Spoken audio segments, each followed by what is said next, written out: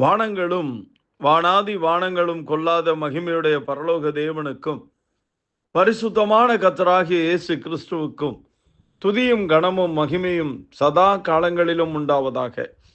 ஆண்டவராகிய இயேசு கிறிஸ்துவின் ஈடு இணையற்ற நாமத்தினாலே உங்களை வாழ்த்துகிறேன். கர்த்தர் உங்களையும் உங்கள் பிள்ளைகளையும் பிள்ளைகளின் பிள்ளைகளையும் நிச்சயமாய் ஆசீர்வதிப்பார்.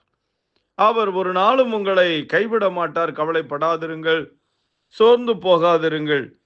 சங்கீதங்களின் புஸ்தகம் 119 அதிகாரம் 73 வசனத்திலிருந்து நான் வாசிக்கிறோம். உம்முடைய கரங்கள் என்னை உண்டாக்கி என்னை உருவாக்கிற்று. உம்முடைய கற்பனைகளை கற்றுக்கொள்ள என்னை உணர்வுள்ளவனாக்கும். நான் உம்முடைய வசனத்திற்கு காத்திருக்கிறபடியால் உமக்கு பயந்தவர்கள் என்னை கண்டு சந்தோஷப்படுவார்கள். கர்த்தாவே, உமது நியாய தீர்ப்புகள் நீதி உள்ளதென்றும் உண்மையின்படி என்னை உபத்திரவப்படுத்தினீர் என்றும் அறிவேன். நீர் உமது அடியனுக்கு கொடுத்த உமது வாக்கின்படி உமது கிருபை என்னை தேற்றுவதாக என்று சொல்லி சங்கீதக்காரன் பாடுகிறான். தேவனுடைய கரம் என்பது வல்லமை நிறைந்தது. தேவனுடைய கரம் பராக்கிரமம் நிறைந்தது. அது வானங்களை விரித்த கரம், சர்வத்தையும் உண்டாக்கின கரம். அந்த கரம், அந்த கரத்தினாலே தான் முதலாவது மனிதனை தேவன் உண்டாக்கினார். மண்ணினாலே மனிதனை உண்டாக்கி அவனுக்கு ஜீவ சுவாசத்தை கொடுத்தார். அவன் ஜீவ ஆத்துமாவானான். இங்கே நாம் பார்க்கிறோம், உம்முடைய கரங்கள் என்னை உண்டாக்கி என்னை உருவாக்கிற்று. நம்முடைய தாயின் கருவிலே நம்மை உண்டாக்கின தேவன், உருவாக்கின தேவன். நம்முடைய சரீரத்தின் ஒவ்வொரு அவயங்களும் உருவேற்படும் நாட்களை அவருடைய புஸ்தகத்திலே தேவன் எழுதி வைத்திருக்கிறார். அவருடைய கண்களுக்கு மறைவாக நாம் எங்கேயும் செல்ல முடியாது. பாருங்க, 139 சங்கீதத்தில் நீங்க வாசித்து பாருங்க. பிரமிக்கத்தக்க அதிசயமாய் உண்டாக்கப்பட்டபடியால் உம்மை நான் துதிப்பேன், என் கருவை உம்முடைய கண்கள் கண்டது என்று சொல்லி பாடுகிறான் தாவீது. அதே போல ஏசாயா தீர்க்கதரிசியின் புஸ்தகம் 44 அதிகாரத்துல கர்த்தர் சொல்லுகிறார், இப்பொழுதும் என் தாசனாகி யாக்கோபே, நான் தெரிந்து கொண்ட இஸ்ரவேலே கேள். உன்னை உண்டாக்கினவரும் தாயின் கற்பத்தில் உன்னை உருவாக்கினவரும் உனக்கு துணை செய்கிறவரும் ஆகிய கர்த்தர் சொல்லுகிறதாவது, என் தாசனாகிய யாக்கோபே, நான் தெரிந்து கொண்ட யெசூரனே, பயப்படாதே. தேவன் நமக்கு துணை செய்கிறாராம். எதனால் கர்த்தர் நமக்கு துணை செய்ய வேண்டும்? அவர் நம்மை உண்டாக்கினபடியினாலே, நாம் அவருடைய கரத்தின் கிரியைகளாய் இருக்கிறபடியினாலே கர்த்தர் நமக்கு துணை செய்கிற தேவன். அவர் சொல்லுகிறார் இந்த கால வேளையிலே, நீ பயப்படாதே. காரணம், நான் உன்னை உண்டாக்கி வைத்திருக்கிறேன், உருவாக்கி வைத்திருக்கிறேன். நீயாக இந்த பூமிக்கு இங்கே வரவில்லை. உன் தாய் தகப்பனால வந்துட்டீங்கன்னு நினைச்சிட்டு இருக்கீங்களா? கிடையவே கிடையாது. தேவனே நம்ம இந்த பூமியில பிறக்க வைக்கிறார். தாய் தகப்பனை தெரிந்து கொண்டார். ஆண்டவராகிய இயேசு கிறிஸ்து இந்த பூமியில பிறப்பதற்கு மரியாளை தெரிந்து கொண்டார். யோவான் ஸ்நானகன் இந்த பூமியில பிறப்பதற்கு சகரியா எலிசபெத்தை தெரிந்து கொண்டார். தெரிந்து கொள்ளுதல் என்பது தேவனுடையது. அவர் எப்பொழுதுமே ஒவ்வொரு காரியத்திற்கும் ஒரு முகாந்தரத்தை வைத்திருக்கிறார். அதன்படியே தெரிந்து கொள்ளுகிறார். அவர் இந்த காலை வேளையிலே உங்களுக்கு சொல்லுகிறது அதுதான். நான் உனக்கு துணை செய்கிறேன், எனவே நீ பயப்படாதே அப்படின்னு சொல்றார். 43 ஏசாயா 43 பாருங்க. இப்பொழுதும் யாக்கோபே, உன்னை சிருஷ்டித்தவரும் இஸ்ரவேலே, உன்னை உருவாக்கினவரும் ஆகிய கர்த்தர் சொல்லுகிறதாவது, பயப்படாதே, உன்னை மீட்டு கொண்டேன், உன்னை பெயர் சொல்லி அழைத்தேன், நீ என்னுடையவன். இன்னும் கொஞ்சம் அதிகமாக, நான் தான்ப்பா உன்னை உண்டாக்கினேன், உருவாக்கினேன். நீ யார்? நீ என்னுடையவன் பா, நீ என்னுடையவள். நீயே கவலைப்படுற, நீயே வருத்தப்படுற, உன் வாழ்க்கையில நீயே சோர்ந்து போய்கொண்டே இருக்கிறாய்.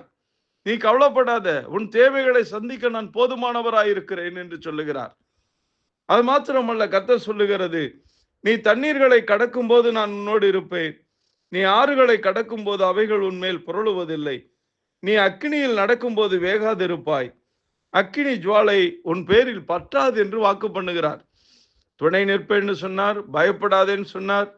அதற்கு பிரதானமாக, நானே தான் உன்னை உண்டாக்கினேன், உருவாக்கினேன், நீ ஏன் பயப்படுறேன்னு சொல்லிட்டு சொல்றாரு, நீ தண்ணீர்களை கடக்கும் போது நான் உன் கூட தான் இருப்பேன், ஆறுகளை கடக்கும் போது அது உன் மேல புரளுவதில்லை. இந்த உலகத்துல எவ்வளவு பெரிய பிரச்சனைகள் வந்தாலும் சரி, எத்தனை பாடுகள் உபத்திரவங்கள் வந்தாலும் அதை குறித்து நீங்கள் கலங்க தேவையில்லை.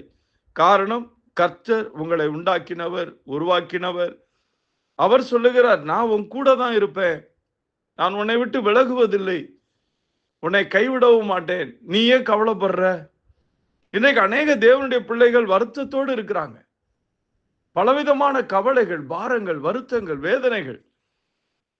ஒவ்வொருத்தருடைய வாழ்க்கையில ஒவ்வொரு விதமான பிரச்சனைகள். ஒரு சிலர்லாம் பேசாம செத்தரலாம் போல இருக்கியாங்கிறாங்க. என்ன வாழ்க்கை, எவ்வளவு பாடு, எவ்வளவு உபத்திரவம். ஆனால் ஒரு காரியத்தை நீங்கள் நினைவில் வைத்துக் கொள்ள வேண்டும். கர்த்தர் உங்களை காண்கிற தேவன். நீங்கள் தண்ணீர்களை கடக்கும் போது அவர் உங்களோடு கூடத்தான் இருக்கிறார். ஆறுகளை கடக்கும் போது அது உண்மையில புரளுவதில்லை என்று சொன்னார். அக்கினியில நீங்கள் நடக்கும்போது வேகாதிருப்பீர்கள். அழுகையின் பள்ளத்தாக்கை உருவ நடந்து செல்லுவீர்கள். மரண இருளின் பள்ளத்தாக்கிலே கர்த்தர் உங்களோடு இருந்து உங்களை நடத்துவார், காப்பாற்றுவார். அவர் கைவிடாத தேவன்.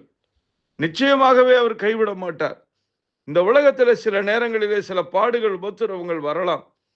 ஆனாலும் சரி, கர்த்தர் அந்த உபத்திரவத்திற்கு நீங்களாக்குகிற தேவனாயிருக்கிறார்.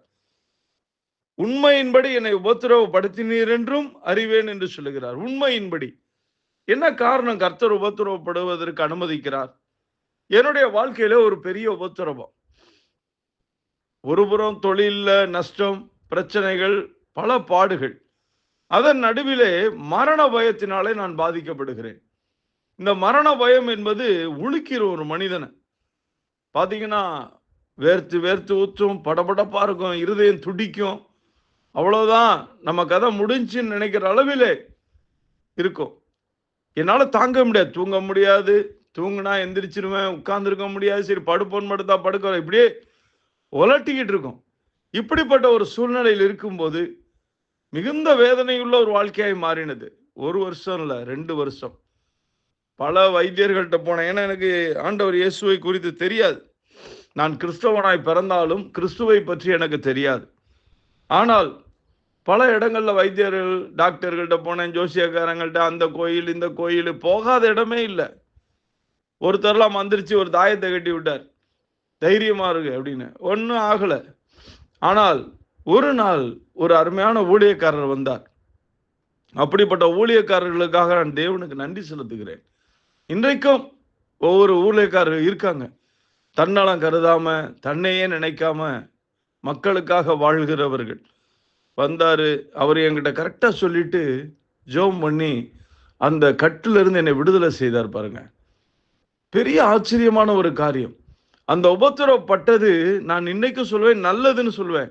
ஆனா அந்த உபத்திரவத்தின் பாதை எனக்கு கஷ்டமா இருந்துச்சு, கடினமான பாதை. உண்மையிலே தாங்க முடியாதுன்னு வச்சுக்கோங்களேன். திடீர்னு மயக்கம் மட்டும் விழுந்துருவேன், ஆஸ்பத்திரிக்கு தூக்கிட்டு போவாங்க. கண்ணு முழிக்கும் போது ஆஸ்பத்திரியில் இருப்பேன். எப்படி வந்தேன்? இல்லை மயக்கம் மட்டும் கீழே விழுந்து கிடந்தீங்க, அப்புறம் தூக்கிட்டு வந்தோம் அப்படிம்பாங்க. டாக்டர் ஒன்றும் இல்லைப்பா, நல்லா தானே இருக்காரு அப்படிம்பாரு. பல காரியங்கள் நடந்தது என்னுடைய வாழ்க்கையில். ஆனால் உபத்திரவப்படும்போது அது எனக்கு நல்லதுன்னு தோணலை, அது கஷ்டமா இருந்துச்சு. யோசேப்பிட்ட போய் கேட்டு பாருங்களேன், அப்பா 13 வருஷம் நீ பாடாப்பட்டிய அப்படின்னு சொன்னா அவன் சொல்லுவான், இல்லை இல்லைங்க கர்த்தர் அதை செய்தாரு, ஆனா அன்னைக்கு எனக்கு கஷ்டம்தான். பார்வன்ட்டெல்லாம் போய் சொன்னேன், எப்படியாவது என்னை காப்பாத்து, நீ போய் பானபத்திரக்காரன்ட்ட சொன்னேன், நீ போய் எப்படியாவது காப்பாத்துப்பா, போய் சொல்லு, என்னை ஜெயில இருந்து விடுதலை செய்யுன்னு. அண்ணங்களை பார்த்து கெஞ்சிரான், குழியில இருந்து தூக்கி விட சொல்லி. யோசிச்சு பாருங்களேன், ஒரு மனிதனுடைய பாடுகள், உபத்திரவங்கள் வரும்போது அதை சகிக்க முடியாம நான் தடுமாறுகிறோம். ஆனால் அதெல்லாம் முடிந்து நம்முடைய வாழ்க்கையிலே எல்லாம் சம்பூரணமாகும் போது, பரிபூரணமாகும் போது, உயர்த்தப்படும் போது, மேன்மைப்படுத்தப்படும் போது, அன்னைக்கு திரும்பி பார்த்தா, ஓ கர்த்தர் இப்படி நடத்திட்டு வந்திருக்கிறாரா, எத்தனை நல்ல தேவன் அவர், எத்தனை அற்புதமான தேவன். அவர் சொல்லுகிறார், நீ கவலைப்படாதப்பா, பயப்படாதப்பா, நீ தண்ணீர்களை கடக்கும் போது நான் கூட தான் இருப்பேன். காரணம், அவரே நம்மை உண்டாக்கினவர், உருவாக்கினவர், இந்த பூமியிலே தோன்ற பண்ணினவர். அவர் தான் பிறக்க வைத்தார். ஒரு நாள் அவரே அழைச்சி போயிடுவார். ஒரு காலம் 70 இருக்கலாம், 80 இருக்கலாம், 90 கூட இருக்கலாம், அவரை கூட்டு போயிடுவார். ஏன்னா வேதம் சொல்லுங்க, பலத்தின் மிகுதினால 80ங்கிறார். அதை தாண்டி கூட இருக்கலாம், இல்லைன்னு சொல்ல. இப்போ எங்கள் தகப்பனார்லாம் 89 வயசுக்கு மேலே நல்லா தான் இருக்கிறாங்க. கர்த்தருக்கு ஸ்தோத்திரம். அதுவும் அவருடைய கிருபை தான். இருங்க, நல்லா இருங்க. ஆனால் கவலைப்படாதீங்க. எல்லாவற்றிலையும் கர்த்தர் உங்களுக்கு உதவி செய்து உங்களை ஆசீர்வதிக்கிறவராய் இருக்கிறார். எனவே சோர்ந்து போகாதீங்க. உபத்திரவத்தின் பாதையில நீங்க நடந்து வர்றீங்களா? அக்கினி கொதிக்குதா, என்ன செய்யணும்னே தெரியலையா? கர்த்தர் எல்லாவற்றையும் நன்மையாய் முடிய பண்ணுவார். அவர் உங்களை ஆசீர்வதிப்பாராக. நாம் ஜெபிப்போம். அன்பு தகப்பனே, இந்த வார்த்தையை கேட்டுக்கொண்டிருக்கிற உடைய பிள்ளைகளுக்காக நான் ஜெபிக்கிறேன். கர்த்தாவே, நீரே எங்களை உண்டாக்கி உருவாக்கி இந்த பூமியிலே வாழ வைக்கிறேன். எங்கள் தேவைகளை எல்லாம் சந்திக்கிற தேவன் ஆண்டவரே. ஆனால் அதை நாங்கள் புரிந்து கொள்ளாமல் இருக்கிறோம் கர்த்தாவே. காரணமில்லாமல் கவலைப்படுகிறோம், வேதனைப்படுகிறோம். ஆனால் சகலத்தையும் நன்மையாய் முடிய பண்ணுகிற ஒரு நல்ல தேவன் நீர் என்பதை அறிந்து கொள்வதற்கு உடைய பிள்ளைகளுக்கு இரக்கம் பாராட்டும்படி ஜெபிக்கிறேன். கிருபை சூழ்ந்து கொள்ளட்டும், ஒவ்வொருவரையும் ஆசீர்வதியும். இயேசு கிறிஸ்துவின் நாமத்தில் ஜெபிக்கிறேன் நல்ல பிதாவே. ஆமேன், ஆமேன். கர்த்தர் உங்களை ஆசீர்வதிப்பாராக. God bless you. God bless you.